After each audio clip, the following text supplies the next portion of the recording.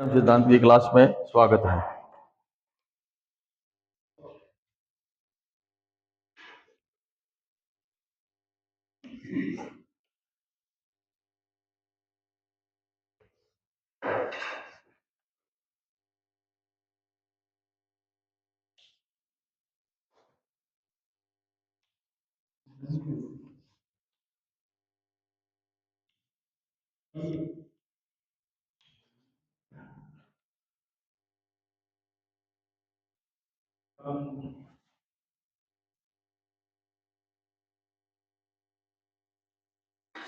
कल आपने गुणों के बारे में पढ़ा था। आज अपन पढ़ रहे हैं कर्म के निरूपण के बारे में। कर्म निरूपण।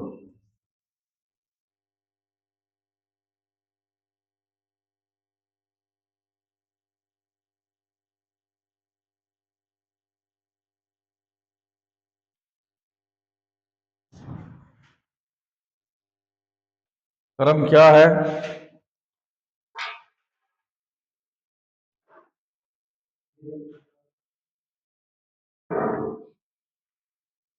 निरुक्ति लिखा है इसमें, क्रियते इति कर्म है, अर्थात जो किया जाए वह कर्म है। क्रिय विक्षेपे धातु में मनिन प्रत्यय लगने से कर्मन शब्द बनता है। आचार्य चरक के अनुसार संयोग व विभाग में जो कारण रहता है, जो द्रव्य के आश्रित रहता है, कर्तव्य की क्रिया को कर्म कहते हैं। यह कर्म किसी की अपेक्षा नहीं करता। वैशेषिक दर्शन के अनुसार क्या है कि एक द्रव्य के आश्रित रहना, अगुण अर्थात गुण रहित रहना तथा संयोग विभाग निरपेक्ष अन्य की अपेक्षा न रखते हुए कारण होना, यह कर्म के लक्षण है। एक द्रव्यम, अब कोई क्रिया होती है तो उसका आश्रय द्रव्य केवल एक ही होता है। एक क्रिया उसी काल में अनेक द्रव्यों में नहीं हो सकती। जैसे संयोग विभाग द्वित्व आदि संख्या द्विपृथकत्व आदि अनेक गुण द्रव्य आश्रित रहते हैं। इस प्रकार कर्म कभी अनेक का आश्रित नहीं होता। यथा अग्नि तथा ईंधन का संयोग।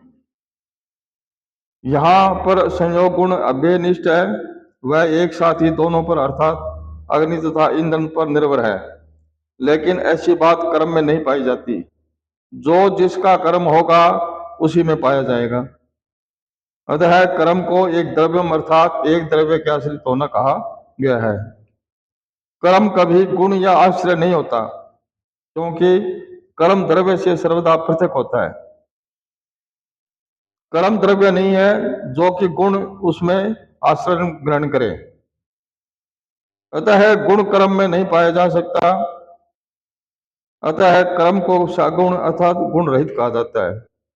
कहने का मतलब यह है कि कर्म जो द्रव्य है वो अपनी क्रिया करेगा जब कर्म कहलाएगा, उसके आश्रित रहता है वो।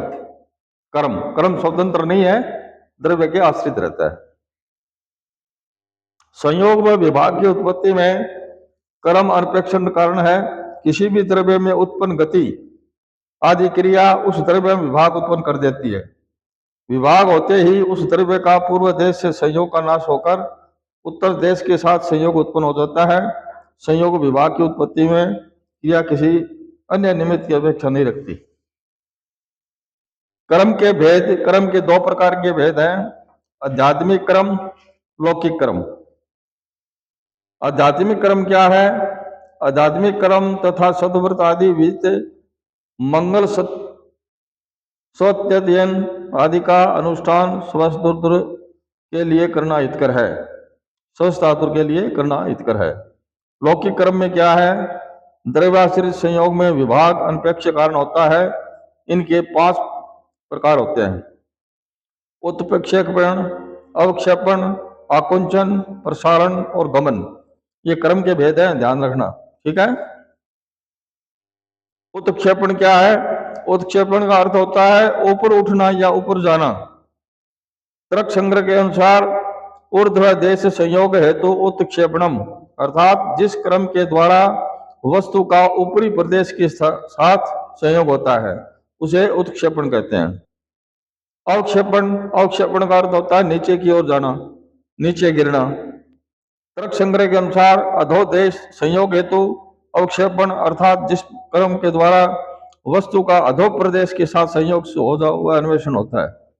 मतलब अवक्षेपण तो उसको कहा गया है जैसे बॉल है फेंकी, बॉल वो नीचे आ रही है वो भी कर्म है, जो अधक्षेपण हो गया।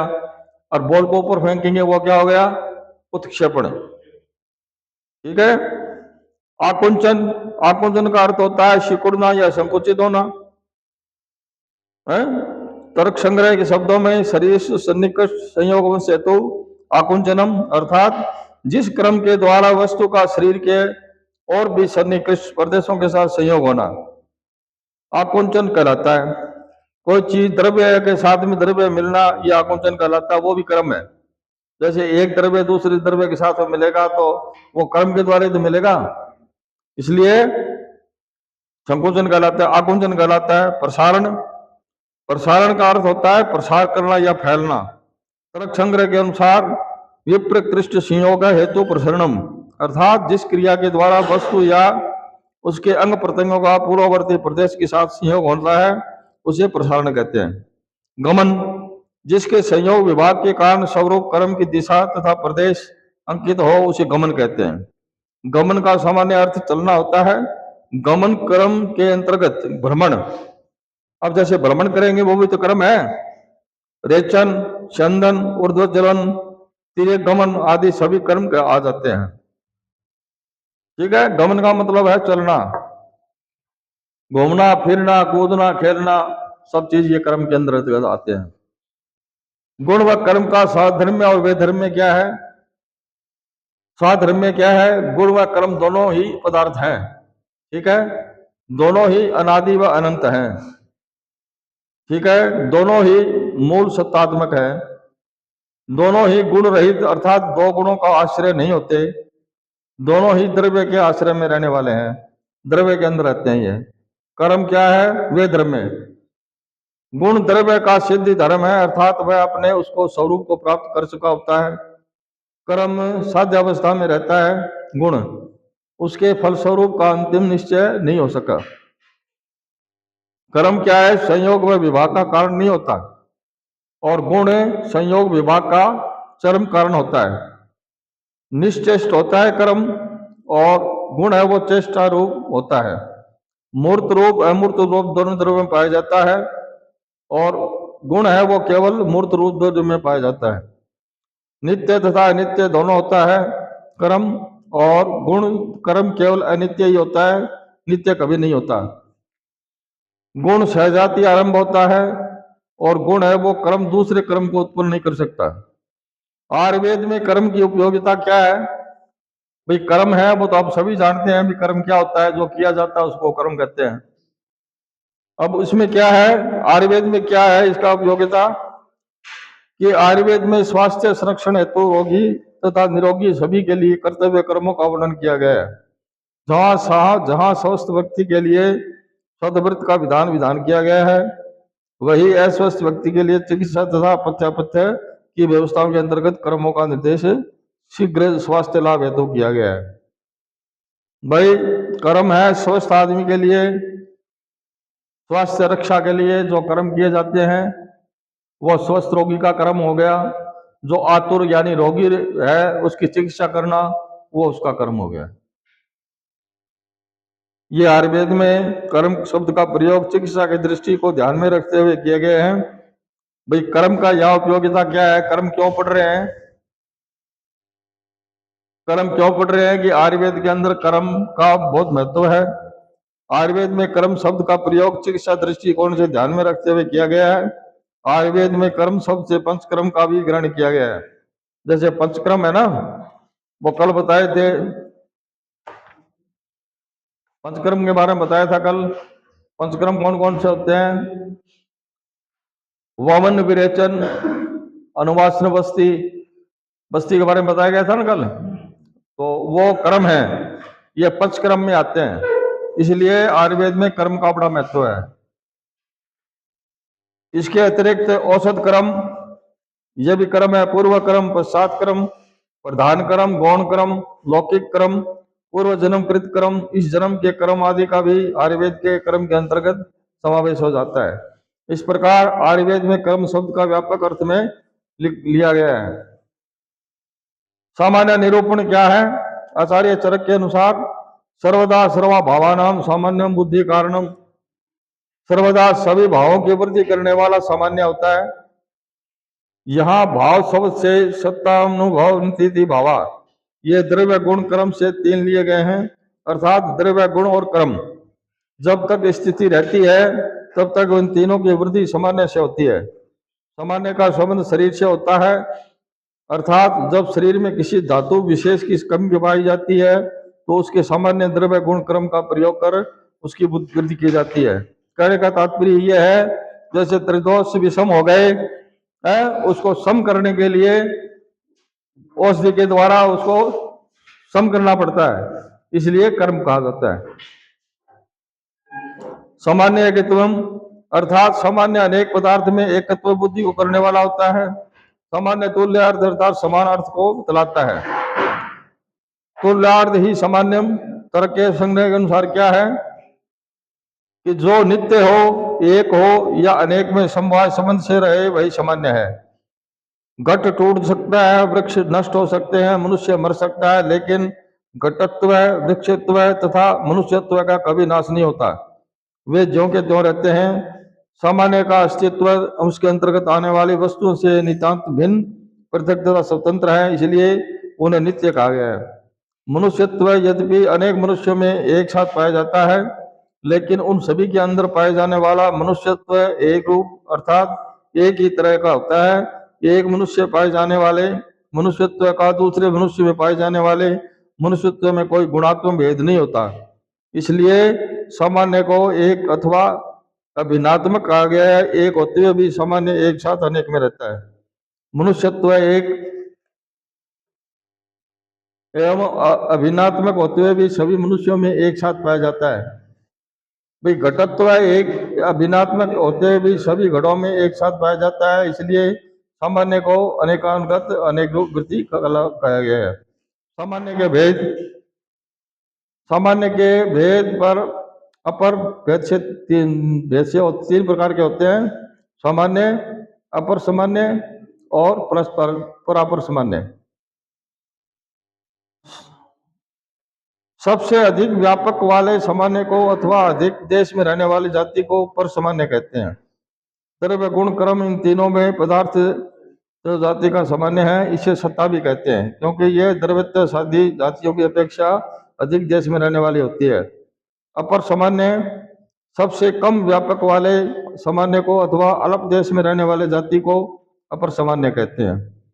घटत्व केवल घड़े तक ही सीमित होने के कारण अपर सामान्य है। परापर सामान्य क्या है? पर तथा ऊपर के बीच वाले सामान्य को परापर सामान्य कहते हैं। द्रवत्व दोनों के बीच रहने का कारण परापर सामान्य है। सामान्य के द्रव्य गुण कर्म भेद से तीन भेद होते हैं, द्रव्य सामान्य, गुण सामान्य और कर्म सामान्य। द्रव्य सामान्य क्या है? जिन द्रव्यों में समानता होती है वे द्रव्य समान द्रव्य की वृद्धि करते हैं। सर्वदा सर्व भावानाम सामान्य वृद्धि कारणम, आचार्य चरक ने इसे द्रव्य सामान्य बतलाया है। तथा मांस खाने से मांस बढ़ता है, ठीक है, रक्तपान करने से रक्त की वृद्धि होती है, शुक्र के सेवन से शुक्र तथा अंडे आदि के सेवन से गर्भ की वृद्धि होती है। ये क्या है? सामान्य द्रव्य है। भाई जिसके समान अपन कोई चीज खाएंगे वो सामान्य द्रव्य कहलाएगा। जैसे मांस खाने से मांस बढ़ता है शरीर में, ठीक है, उसी हिसाब से मतलब ये सामान्य है, ठीक है नहीं। और रक्त खाने से, रक्त खाने का मतलब नहीं, आजकल जो हॉस्पिटलों में रक्त चढ़ाते हैं ना, खून चढ़ाते हैं तो खून की वृद्धि होती है, तो वो सामान्य में आ जाता है। गुण सामान्य, यह सामान्य एकता पैदा करने वाला है। आचार्य चरक के अनुसार सामान्य एकत्व माना है तथा दूध व घी खाने से शुक्र की वृद्धि होती है। दूध तथा घी गुण में बहुत स्निग्ध शीत होते हैं। इस प्रकार अन्य जो भी द्रव्य मधुर स्निग्ध शीत होते हैं वे सभी द्रव्य शुक्रवर्धक होते हैं, क्योंकि शुक्र गुण में मधुर स्निग्ध तथा शीत होता है। इसी प्रकार स्निग्ध गुरु मधुर सांद्र पिछल गुण युक्त जो भी द्रव्य होते हैं वे कफ को बढ़ाने वाले होते हैं, जैसे दही, गुड़ और घृत आदि। ये गुण सामान्य है। भाई गुड़ के अंदर क्या गुण है, दही के अंदर क्या गुण है, हैं? वो अपने को खाएंगे तो उसी गुण की वृद्धि होगी। कर्म सामान्य क्या है? समान कार्य करने वाला कर्म सामान्य कहलाता है। आचार्य चरक के तुल्यावर्था ही सामान्यम, जो कर्म सामान्य माना है, यहाँ बैठे रहना कर्म में कफ की वृद्धि होती है। भाई कर्म सामान्य क्या है कि आप ज्यादा बैठे रहोगे तो कफ की वृद्धि होगी। अन्य अनुसार भेद क्या है? अत्यंत मध्यम, एक देश में सामान्य, तीन के भेद हैं। अत्यंत सामान्य, मध्य सामान्य और एक देश सामान्य। उभयवर्ती तथा एकवर्ती भेद से सामान्य के दो भेद होते हैं, उभयवर्ती सामान्य और एकवर्ती सामान्य। उभयवर्ती क्या है? मास की वृद्धि होती है तथा पोष्य व पोषण मास दोनों सामान्य होने से उभयवर्ती सामान्य कहा जाता है। ठीक है, मांस खाने से मांस की वृद्धि होती है, ये उभय सामान्य है। एक वर्ती सामान्य केवल एक वस्तु में रहते हुए वृद्धि का कारण होता है, जैसे घृत अग्नि को बढ़ाने वाला होता है। घी ना, वो एक ही कर्म करेगा, अग्नि को बढ़ाएगा। घृत के घृतत्व का अग्नि में अग्नित्व सामान्य भिन्न भिन्न है। अग्नि का मतलब क्या होता है? जठराग्नि। हाँ, यहाँ अपने शरीर से ले रहे हैं। अथवा घृत का गुण स्निग्ध तथा शीत होता है तथा अग्नि का गुण रुक्ष एवं उष्ण होता है। ये दोनों परस्पर भिन्न हैं। घृत का कर्म शीतल करना तथा अग्नि का कर्म उष्ण करना। इस प्रकार घृत तथा अग्नि में द्रव्य गुण कर्म कोई भी सामान्य नहीं है, परंतु घृत से अग्नि की वृद्धि होती है, अतः इसे उभयवृत्त सामान्य कहते हैं। उभयवर्त का मतलब है दोनों काम करती है वो, एक तो उष्ण और एक अग्नि, मतलब उष्ण का मतलब अग्नि, और एक शीत भी काम करता है इसमें। उपयुक्त उदाहरण से यह स्पष्ट है कि समान असमान दोनों प्रकार के द्रव्य वृद्धि के कारण होते हैं। इससे सामान्य वृद्धि कारणम लक्षण निरर्थक हो जाता है। इसका समाधान इस प्रकार किया जाता है कि जहां जहां सामान्य होता है वहां वृद्धि उद्भव होती है, द्रव्य होती है, परंतु सामान्य से अतिरिक्त स्थल में भी वृद्धि होती है। जहां जहां वृद्धि हो वहां सामान्य नहीं होता है। ऐसी व्याधि नहीं बनाई जा सकती, परंतु सामान्य के अभाव में वृद्धि होती है। यह कोई आवश्यक नहीं है कि जहां सामान्य हो वहीं वृद्धि हो। सामान्य वृद्धि करने वाला होता है, यह बात भूय सावित्र प्रदेश न्याय के आधार पर कही गई है, किंतु ऐसा सर्वत्र नहीं पाया जाता। कहीं कहीं इससे विपरीत भी मिलता है। जैसे आंवला गुण में अमल होता है, पित्त भी अमल है, परंतु गुण सामान्य है रहने पर भी आंवला पित्त सामक ही होता है। भी इसमें क्या समझे आप? जैसे आंवला होता है ना, वो अमल खट्टा होता है और पित्त की वृद्धि करता है वो है, परंतु सामान्य होने पर भी आंवला पित्त सामक भी होता है। घृत अग्नि को बढ़ाता है और वो शीत भी करता है साथ में, दोनों कर्म है उसके। उभय का मतलब होता है दोनों चीज, शीत उष्ण। हाँ, तो अब उसी प्रकार आंवला है, ये आंवला मतलब खट्टा है तो उष्ण भी बढ़ाएगा, लेकिन आंवला पित्त सामक ही होता है, पित्तवर्धक नहीं। अच्छा, विशेष निरूपण क्या है इसका? आचार्य चरक के अनुसार ह्रास का कारण विशेष होता है, ये सामान्य के विरुद्ध होता है। पुनः आचार्य चरक के अनुसार क्या कहते हैं कि विशेष पृथक करने वाला होता है, विशेष सामान्य का विपरीत है। सामान्य एकत्व वृद्धि उत्पन्न करता है तथा विशेष पृथकत्व बुद्धिजनक है। विशेष असमानता उत्पन्न करता है, वह विभेदक होता है तथा एक दूसरे के भेद का कारण होता है। विशेष नित्य द्रव्यों में अर्थात पृथ्वी, जल, अग्नि, वायु के परमाणु में तथा आकाश, काल, दिशा, मन तथा आत्मा में निवास करता है। तर्क संग्रह के अनुसार विशेष वह है जो नित्य द्रव्यों में रहते हुए दूसरों को आवृत करे तथा उनकी एक दूसरे से भिन्नता बतावे। वस्तुतः यही वह तत्व है जो सभी वस्तुओं से अलग करता है। इसी क्रम परम व्यापक कहा गया है। विशेष के भेद, और विशेष के भेद क्या है? द्रव्य विशेष, गुण विशेष, क्रम विशेष। द्रव्य विशेष में यह ह्रास का कारण होता है। ह्रास हेतु विशेष है, अस्थि मांस से विशेष होता है। मांस की वृद्धि होने पर अस्थि का प्रयोग किया जाए तो वह हानिकारक होता है। तथा वात प्रधान मक्का का सेवन करने से पार्थिव गुण विशिष्ट मांस का क्षय होता है तथा स्थूलता में मांस को क्षय करने के लिए मक्का आदि द्रव्यों का प्रयोग किया जाता है। गुण विशेष एक दूसरे से पार्थक्य का बोध कराने वाला तथा ज्ञान गुण विशेष कहलाता है। आचार्य चरक ने इसे विशेष वस्तु प्रकृति कहा गया है तथा शरीर में वात बढ़ने पर तेल का प्रयोग किया गया है, क्योंकि वात में रुक्ष शीत लघु गुण होता है तथा तेल में स्निग्ध उष्णता गुण होता है, जो वायु के गुणों से विशेष विपरीत होने के कारण लगातार अभ्यास में लाने से वायु के विकारों को शांत करता है। कर्म विशेष में क्या लिखा है? विशेष सामान्य से विपरीत होता है तथा विशेषस्तु विपर्य तथा बैठना रूपी कर्म कफ का सामान्य है, जो चलना रूपी कर्म इसके विपरीत कहा गया है। ठीक है, सामान्य या विशेष में भेद क्या है? इससे जाति का बोध होता है सामान्य में, इससे व्यक्ति का बोध होता है विशेष में। यह समानता प्रदर्शित करने वाला है, यह पृथकत्व अलगाव को पृथक करने वाला होता है, यह अंतर्भावित करने वाला पदार्थ है, यह बहिष्कार करने वाला पदार्थ है। और सामान्य क्या है? यह अभेद संबंध का प्रतीक होता है, विशेष यह भेद संबंध प्रतीक होता है। यह एक अभिन्न होता है, यह असंख्य होता है, यह अनेक वृत्ति वाला होता है, यह एक वृत्ति वाला होता है, अनेक वृत्ति वाला और यह एक वृत्ति वाला होता है। हाँ। सामान्य व विशेष की आयुर्वेद में उपयोगिता क्या है? सामान्य विशेष की आयुर्वेद में उपयोगिता क्या है? इसमें लिखा है कि आयुर्वेद के दो प्रयोजन स्वस्थ व्यक्ति के स्वास्थ्य की रक्षा करना तथा रोगी व्यक्ति के रोग का शमन करना की सफलता सामान्य व विशेष के सिद्धांत पर निर्भर करता है। औषध द्रव्य के गुण कर्म या ज्ञान होने पर भी चिकित्सा में इसका उपयोग सामान्य विशेष के ज्ञान के बिना करना व्यर्थ एवं असफल सिद्ध होता है, लाभ के स्थान पर हानि भी हो सकती है। अतः चिकित्सा में सफलता प्राप्ति हेतु सामान्य विशेष का ज्ञान होना अत्यावश्यक है। आचार्य सुश्रुत ने उपयुक्त सिद्धांत की पालना हेतु तीन सिद्धांत बताए हैं। एक तो पालितत्व, क्षीणा वर्धित्व और वृद्धा हराशित्व।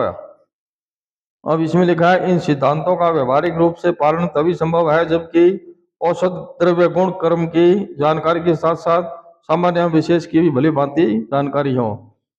मतलब कहने का तात्पर्य है कि सामान्य विशेष से ये शरीर में जो दोष हैं, दोषों को समान और विपरीत, जैसे मान लो समान है तो स्वस्थ है ही, असमान हो जाए जैसे पित्त असमान हो गया तो पित्त को शमन करने के लिए द्रव्य दिया जाता है।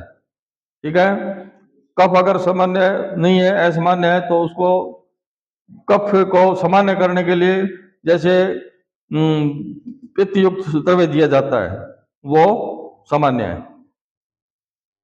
समवाय निरूपण क्या है? समवाय माने उसी के बराबर गुण वाला हो। ठीक है, समवाय मान जो द्रव्य के समान गुण वाला भाव। भूमि आदि आधार द्रव्यों के साथ गुरुवादी अवधेय गुणों का जो अप्रत्यक्ष अलग अलग रहने वाला है संबंध है, उसको समवायु कहते हैं। यह नित्य है तथा जहां भी द्रव्य है वहां नियत रूप से गुण वर्तमान है। जो द्रव्य होता है ना, उसका गुण उसी के अंदर होता है, वो समवाय कहलाता है। जैसे अब चीनी को ले लो तो मीठा है, शक्कर है मीठी है, लेकिन उसका जो गुण क्या है? मीठा, वो उसी के साथ में रहेगा। भाई संबंध तो चीनी के साथ में रहेगा उसका, तो उसको क्या बोलते हैं? समवाय। हाँ हाँ, कारिकावली के अनुसार क्या है? कपाल आदि में घटादि। अब कपाल किसको कहते हैं? टूटे हुए घड़े को। अब फूटे हुए घड़े को अपना अंदाज तो ये लगाएंगे भी ये घड़ा था, ये समवाय हो गया ये। ठीक है, द्रव्य में गुण कर्म का अवयव तथा अवयवी का जाति तथा व्यक्ति का गुण या गुणी का क्रिया व क्रियावान का नित्य द्रव्य तथा विशेष का जो संबंध है उसे समवाय कहते हैं। तर्क संग्रह के अनुसार नित्य संबंध को समवाय कहते हैं। समवाय अयुत सिद्ध पदार्थ में पाया जाता है, जिन दो पदार्थों के बीच एक अविनाश की अवस्था में रहता हुआ दूसरे के आश्रित रहता है, वे दोनों अयुत सिद्ध कहे जाते हैं। युत सिद्ध क्या है? पदार्थ पहले अलग अलग रहते हैं, बाद में मिल जाते हैं। अयुत सिद्ध पदार्थ वे हैं जो कभी अलग नहीं होते, वे साथ साथ ही उत्पन्न होते हैं तथा साथ ही साथ रहते हैं, उन्हें किसी भी परिस्थिति में एक दूसरे से पृथक नहीं किया जा सकता। अयुक्त सिद्ध आधार आधेय रूप से संबंध वस्तुओं में से जो संबंध पाया जाता है कि वह उसमें है या समवाय है, जिसमें कार्य व कारण में यह व्यवहार होता है कि इसमें यह समवाय कहा जाता है। जैसे मिट्टी रूप कारण में घट रूप कार्य, ठीक है, तथा घट रूप कार्य में मिट्टी का रूप कार्य, मिट्टी का रूप कारण जिस संबंध से वर्तमान है उस संबंध को समवाय कहते हैं। मैंने पहले बताया नहीं कपाल वाला, उसी हिसाब से आचार्य चक्रपाणी के अनुसार क्या है कि आधार का आधेय से जो पृथक न होकर रहना है वह संबंध समवाय है। समवाय नित्य होता है। संयोग व समवाय में भेद क्या है? अब संयोग और समवाय दोनों एक से शब्द लगते हैं लेकिन ये अलग अलग है। संयोग क्या है? दो पहले से अलग अलग या युक्त वस्तुओं से भिन्न बीज पाया जाता है, हाँ? वो संयोग होता है। और समवाय क्या है? दो सर्वदा एक साथ रहने वाली या अयुक्त सिद्ध वस्तुओं के बीच पाया जाता है। यह एक बाह्य संबंध है, यह एक आंतरिक संबंध है। समवाय भाई द्रव्य होता है, उसके अंदर जो गुण पाए जाते हैं वो समवाय है। हाँ, यह एक क्षण स्थायी संबंध है। जो संयोग है ना, ये अस्थायी संबंध है, क्षण स्थायी संबंध है। यह एक चिरस्थायी संबंध है, यह एक आकस्मिक संबंध है, यह एक मौलिक व सारभूत संबंध है। संयोग द्वारा संबंध वस्तुओं की अलग अलग किया जाता है। समवाय के संबंध वस्तुओं को किसी भी स्थिति में एक दूसरे से अलग नहीं किया जा सकता। जैसे हरितकी होती है, हरड़ है, उसके अंदर गुण है, मान लो जैसे गन्ना है, इसकी उत्पत्ति संयुक्त वस्तुओं में से दोनों या किसी एक सिक्के पहले से संयुक्त वस्तुओं में वर्तमान रहता है। और सातवां क्या है? संयोग संबंधित पदों के स्वरूप को निर्धारित करता है। समवाय संबंध वस्तुओं के स्वरूप को निर्धारित करता है, जैसे अनुसत्व मनुष्य के रूप स्वरूप को निर्धारित करता है। आयुर्वेद में समवाय का महत्व क्या है? आयुर्वेद में समवाय संबंध को विशेष रूप से महत्व दिया गया है। द्रव्य में गुण कर्म समवाय संबंध से रहते हैं। कोई भी द्रव्य है, मान लो भाई हरितकी ले लो, बहेड़ा ले लो, आंवला ले लो, उसके अंदर जो गुण है वो समवाय संबंध से रहता है। हाँ, समान रूप से उसको अलग करते हैं, वो बात अलग है, लेकिन रहते उसके अंदर ही है, ठीक है नहीं? उसको समवाय कहते हैं। तो जिससे स्वस्थ व्यक्ति के स्वास्थ्य की रक्षा तथा रोगी व्यक्ति के रोग के प्रशमन में सहायता मिलती है। जो जिसके गुण होते हैं उसी के आधार पे। अब अपन पढ़ेंगे रस निरूपण। यह रस निरूपण कल पढ़ लेंगे, आज ये हो गया आपका कर्म का। हाँ, ये घर पे जाके थोड़ा सा और अध्ययन कर लेना।